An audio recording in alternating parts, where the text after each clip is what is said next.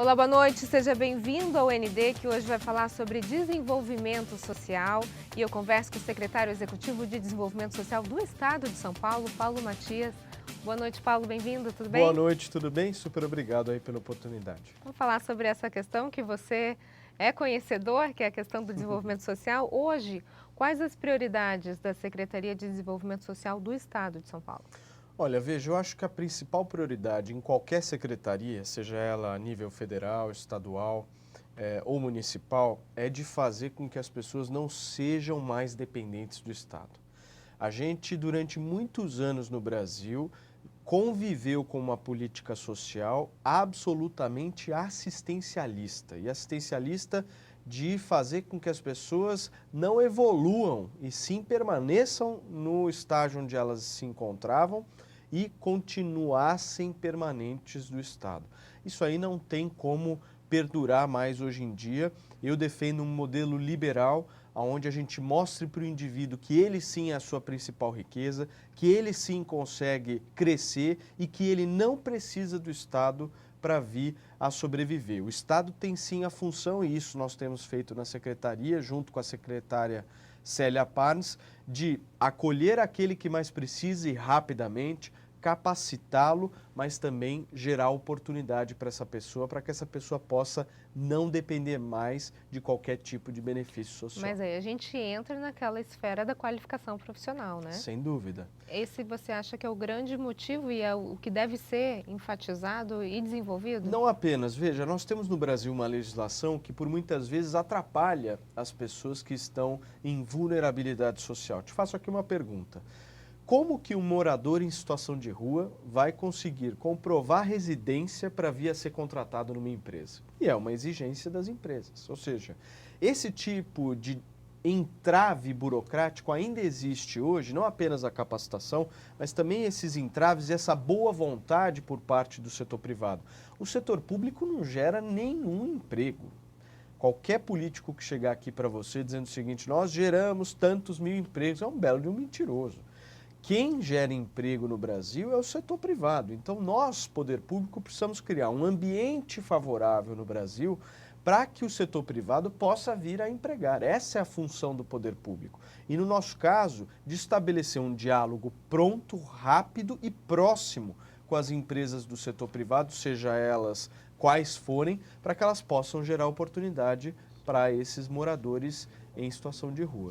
Na Baixada Santista, especificamente, quais iniciativas elas devem ser intensificadas agora, nesse ano? Veja, nós temos na Baixada Santista diversos restaurantes do Bom Prato, nós temos em Santos, temos no Guarujá, temos em São Vicente, enfim.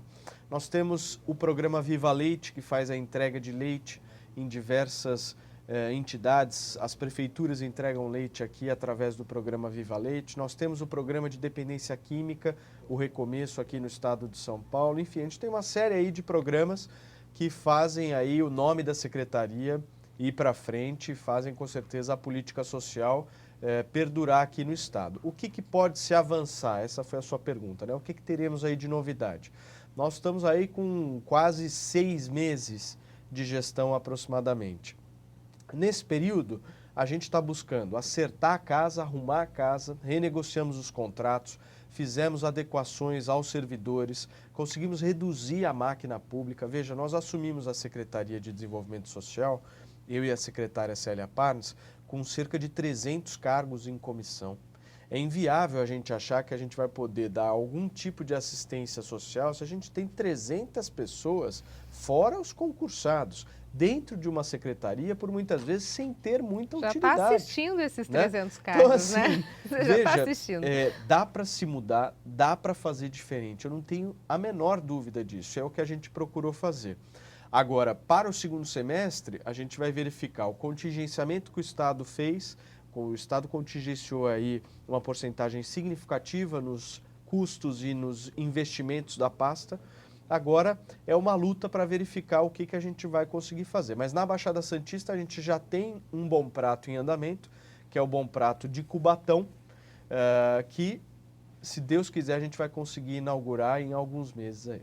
Agora, Paulo, os opositores do João Dória acusam ele de governar para os mais ricos, né? Você assumiu uma secretaria que tem esse olhar mais voltado para os mais desfavorecidos. Como é que é ter uma política social em um governo de direita? Primeiro que eu não acho que o João Dória é de direita, né? Acho que ele é um político de centro, ele mesmo já falou isso várias vezes. Mas eu não diria uma política social da direita, não é isso que eu defendo. Eu defendo uma política que seja baseada no liberalismo, aonde o Estado não seja o protagonista seja o indivíduo. Veja, nós tivemos no Brasil, ao longo dos anos, como eu falei para você, uma política em que permaneceu, trancou, colocou, manteve pessoas recebendo uma assistência e um benefício social. Olha, para mim, uma pessoa, um cidadão, receber o benefício social, Bolsa Família, Renda Cidadã e tantos outros benefícios que existem no Estado, por toda uma vida, por 15, 20 anos, isso para mim é um atestado de incompetência da política que o Estado está fazendo. O que nós estamos avançando? O que está sendo melhorado na vida daquele indivíduo? É só dar um recurso para ele vir a sobreviver? Mas e qual é o desenvolvimento que a gente vai promover? Veja, nós estamos numa secretaria de desenvolvimento social, não de assistência social. O desenvolvimento social é o ciclo completo, onde a gente tem o acolhimento, a capacitação, mas o Estado gere algum tipo de ambiente favorável ao setor privado para que venha a empregar essas pessoas. Nós tivemos exemplos bem-sucedidos, por exemplo, na Prefeitura de São Paulo, época mesmo do prefeito João Dória, ex-prefeito João Dória. Criou o programa Trabalho Novo. 3 mil moradores em situação de rua empregados em 1 ano e meio de gestão. Na gestão Haddad, 4 anos, empregou 6 pessoas, 6 moradores em situação de rua. Ou seja, dá para fazer, mas precisa ter vontade e um poder público que queira. E para mim, o melhor modelo social é o liberal. Agora, Ronald Reagan falou que devemos medir o sucesso de um programa social por quantas pessoas deixam o programa, Exatamente. Não por quantas são adicionadas. É nessa frase Exatamente. que você se fixa, é isso? Essa frase, ela reflete exatamente o meu jeito, a minha forma de atuar na área social. Veja, nós temos no estado de São Paulo 1,5 milhão de famílias que recebem o Bolsa Família. Em 2018, nós nem estávamos à frente da gestão, mas em 2018 foram desligadas do programa 118 mil famílias. Aí você me pergunta qual o motivo? Vários. Desde cadastro equivocado, até renda per capita familiar superior, até pedido voluntário de desligamento, enfim. Mas esses que tiveram e tinham renda per capita familiar superior, essas pessoas, elas estavam ocupando uma vaga de quem precisa e não tem, certo? Quantas avisaram o Estado? Quantas falaram, eu consegui uma aposentadoria, eu fui empregado, consegui um emprego, eu não preciso mais disso.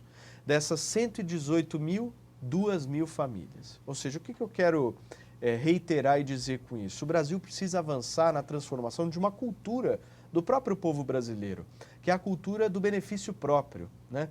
Deixa eu verificar como é que está a minha situação e a dos outros, que se dane, eu não me importo com os outros. A gente fala de corrupção na política, mas a sociedade, a base dela, em muitos aspectos, ela é corrupta. Sem dúvida. E eu não diria corrupta no sentido de roubar dinheiro, não é isso que eu estou dizendo. Você tira vantagem sempre do outro, né? São gestos. Eu acho que uma sociedade onde progrida e tenha realmente uma evolução social é uma sociedade irmã, parceira, uma sociedade fraterna, né? A fraternidade, a solidariedade, ela precisa estar estampada no rosto de cada um dos brasileiros se a gente quer fazer uma mudança significativa. Agora, se eu estou empregado, se eu me aposentei, eu ainda continuo com benefício e não falo nada para o Estado, será que isso está sendo correto?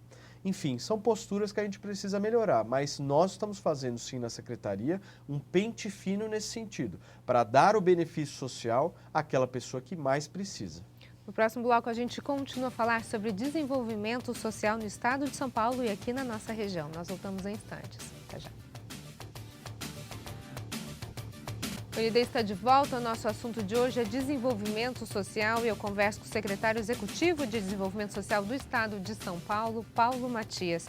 Paulo, a gente está falando sobre o ensinar a pescar e não dar o peixe, né? Que eu acho que esse é o grande desafio hoje de quem trabalha nesse tipo de secretaria.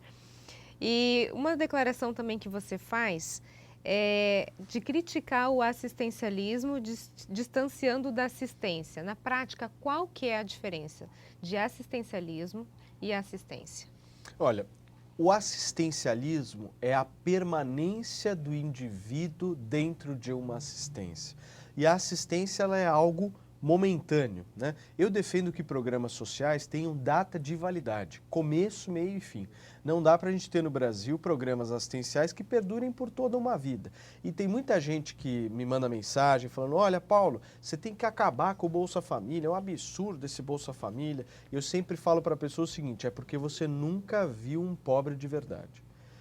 É sim necessário a gente ter o Bolsa Família no Brasil. É sim necessário. Você é a favor do Bolsa Família? Mas não tem a menor dúvida. Eu já visitei lugares na cidade de São Paulo, no Vale do Ribeira, aqui próximo, situações de extrema vulnerabilidade social que precisam de atendimento e rápido do Estado. Não dá para ser uma coisa que demore meses, as pessoas precisam de assistência, mas o assistencialismo é aquela coisa, deixa eu dar uma esmola para a pessoa poder se sentir contemplada, a vida dela não vai melhorar e aí a gente vai permanecer com essa pessoa dependente do Estado. O que foi criado no Brasil durante muitos anos foi um sistema eleitoral baseado na extrema pobreza. Os governos do PT no Brasil criaram sim um sistema de assistencialismo aonde perduraram no poder pagando esmola para as pessoas. Essa é a verdade. E o que nós temos que fazer é não criar um sistema eleitoral, mas sim um sistema de saída desses programas. Eu tenho incentivado todos os prefeitos que me procuram a fazer uma sessão em homenagem às pessoas que deixaram os programas sociais, porque cresceram, porque geraram algum tipo de renda ou porque não precisam mais disso. Essas pessoas cresceram, essas pessoas evoluíram e isso o Estado precisa estar preocupado. Agora, você falou que você é a favor do Bolsa Família, mas como ele se apresenta hoje, ou você mudaria alguma coisa nesse programa? Eu colocaria data de validade. No Bolsa Família? Sim, sem dúvida. Data de início, de meio e de fim. Hoje você não tem isso. A gente tem alguma previsão de corte nas inscrições de projetos do governo do Estado? De corte, não. Não há nenhum tipo de corte nesse sentido. Nem nada? Não. Falando um pouquinho de alguns projetos que andaram meio estremecidos aqui, o GPOI.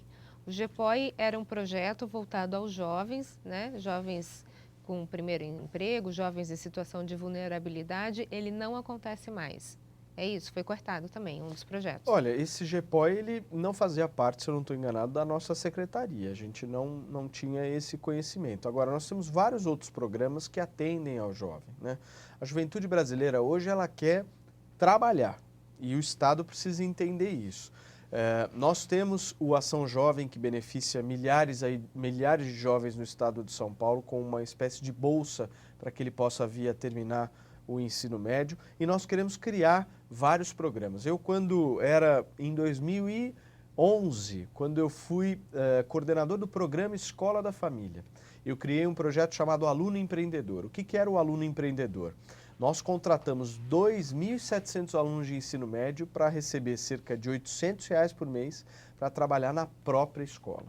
Ou seja, isso foi algo inovador que a gente fez e que eu acho que pode ser replicado no estado. Eu tenho falado bastante com o governador Dória nesse sentido, para a gente buscar programas alternativos que gerem emprego para essas pessoas jovens, mas que querem ser vencedores na vida com o trabalho.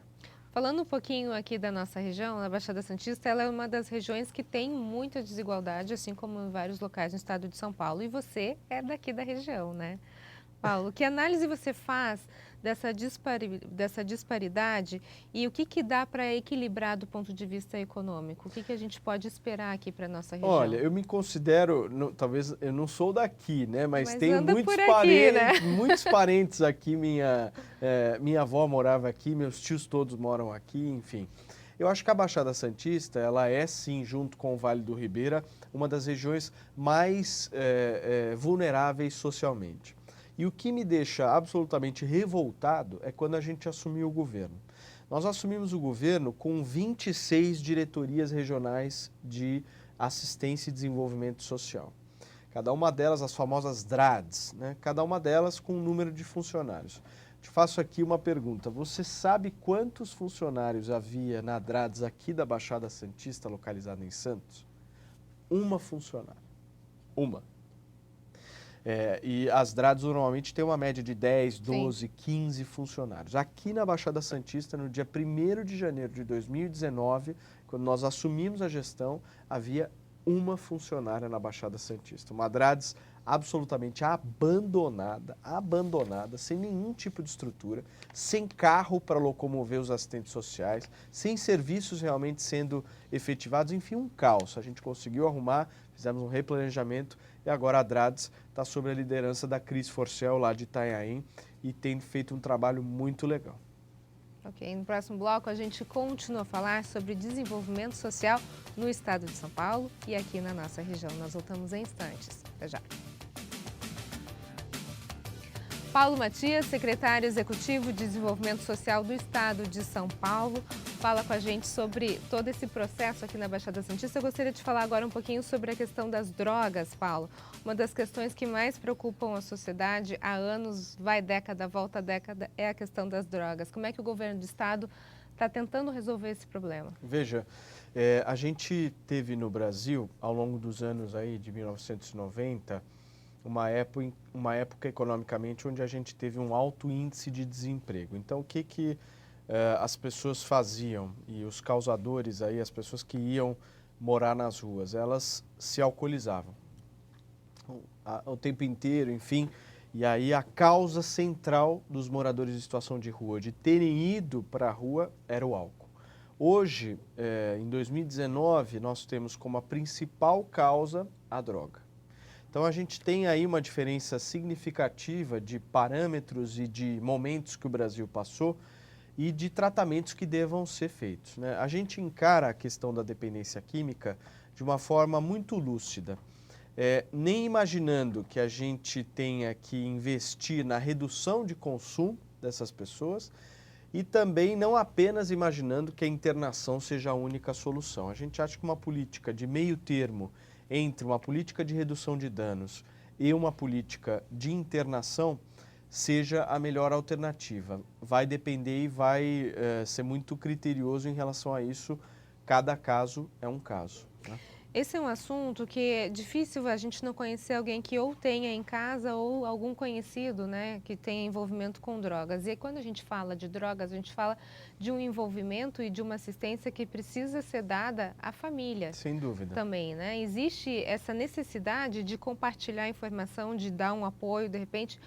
Existe algum tipo de, alguma perspectiva em relação ao trabalho com as famílias dos usuários de drogas? Olha, a gente tem sim feito um bom trabalho através do programa Recomeço. O programa Recomeço é um programa onde várias comunidades terapêuticas ao longo de todo o estado de São Paulo cuidam e tratam essas pessoas. Acho que a melhor assistência para essas famílias é o indivíduo ser bem tratado, bem cuidado, o seu filho, o seu parente, as pessoas saberem que ele está sendo bem cuidado. Isso o Estado tem feito. A gente tem mais de 5.000 pessoas em tratamento financiadas pelo Estado a um custo aí de aproximadamente R$2.000 por pessoa. Não é barato, não é uma coisa de fácil acesso a todos através da demanda, mas é algo que a gente precisa evoluir, aprimorar e acrescer no estado de São Paulo. Esse tipo de tratamento que o programa Recomeço faz é um tratamento de excelência e a gente quer expandir isso. Agora, o Dória, quando era prefeito de São Paulo, ele apresentou uma série de medidas contestadas na região, principalmente ali na região da Cracolândia, né? Você vê essa iniciativa com bons olhos ou foi algo muito radical da parte dele? Olha, eu vejo que foi algo bom da parte dele, porque foi o primeiro prefeito, na minha avaliação, que resolveu encarar o tema de frente, né? É muito fácil você ter uma política que seja mais amena, que você não se exponha tanto, aquela coisa do político da moda antiga. Ele não, ele foi lá, deu a cara à tapa, fez o que tinha que fazer e, na minha avaliação, fez bem feito. A Cracolândia em si, o espaço físico da Cracolândia, onde nós tínhamos venda explícita de drogas, onde nós tínhamos tráfico, onde nós tínhamos bandidos ali, aquilo acabou. É claro, ainda há dependentes químicos espalhados no centro de São Paulo, Mas agora o governo e a prefeitura estão focados em cada um dos casos. Não é um assunto em que se resolva da noite para o dia, mas é um assunto que tem que se ter insistência, persistência e o tempo inteiro o Estado saber que tem um papel fundamental nisso, que é o de assistir, de acolher e de tratar as pessoas que precisam desse tipo de tratamento. Você acha que essas casas de recuperação custeadas pelo poder público, elas são a grande saída? Você falou Sim, agora dos altos custos, né? É um sem custo dúvida, bem alto. mas é claro, é um tratamento médico. Se é um tratamento médico, barato ele não há de ser. Eu acredito muito nisso. Antigamente, nós tínhamos apenas a política de redução de danos. O que é a política de redução de danos? Se eu consumo 10 pedras por mês, eu vou fazer com que esse usuário venha a consumir 6, 4, 5 pedras e assim gradativamente você reduz o consumo.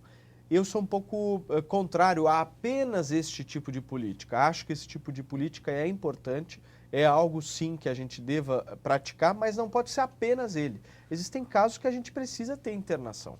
Não há outra via de acesso a um tratamento que não seja a via da internação. E muitas vezes a gente investe os nossos esforços, as nossas energias para que essa internação seja voluntária, né? A própria pessoa entenda, junto com a família, que ela precisa vir a ser internada. É um pouco mais difícil isso, Mas né? existe, viu? Muito. As internações involuntárias, elas têm diminuído muito. Na cidade de São Paulo, a gente tem 1, 2, 3 internações involuntárias mensalmente sendo realizadas. Ou seja, é muito mais partir do trabalho, como você falou, da família, da conscientização, do que qualquer outro tipo de serviço. Fala um pouquinho sobre população de rua, que acaba tendo uma certa ligação. Você acha que a promessa de ampliar o número de abrigos com canis no estado de São Paulo vai se confirmar? Veja, A gente vê muito morador de rua com o seu animal, né? Às vezes ele não vai para o abrigo porque não tem onde deixar o animal. Existe essa possibilidade? eu acho que nós temos que partir de um princípio em relação ao tema de moradores em situação de rua que vai na seguinte linha de raciocínio. Por que esse ser humano resolveu ir para a rua? São várias as razões, né? Brigas familiares, dependência química, dependência alcoólica, enfim. Quando a gente leva esse indivíduo a um abrigo, talvez não seja exatamente aquilo que esse morador em situação de rua deseja. Ele deseja talvez voltar à própria casa dele ou então ir para um outro caminho que não seja ele ser um morador em situação de rua que esteja num abrigo. Eu sou talvez um pouco crítico e procuro sempre observar esse tipo de política de abrigos apenas, não que eles não devam existir, não é isso. Mas eu quero entender o lado do morador em situação de rua. O que ele está querendo, o que ele está pensando? Porque é o seguinte, existem algumas práticas que a sociedade faz em relação a moradores em situação de rua que são equivocadas. As pessoas às vezes me falam, Paulo, mas você é muito cruel. Eu falo, não, eu sou fraterno, solidário. Hoje as pessoas distribuem comida na rua. Isso é um incentivo para as pessoas ficarem na rua. As pessoas dão esmola, dinheiro. Isso é um incentivo. Eu acho que esse tipo de política precisa mudar. Ok, Paulo, muito obrigada pelas suas informações. Eu que agradeço. Ainda tem muito assunto para ser discutido, mas fica para uma próxima. Valeu. O ND fica por aqui. Uma ótima noite para você. A gente se vê. Até mais.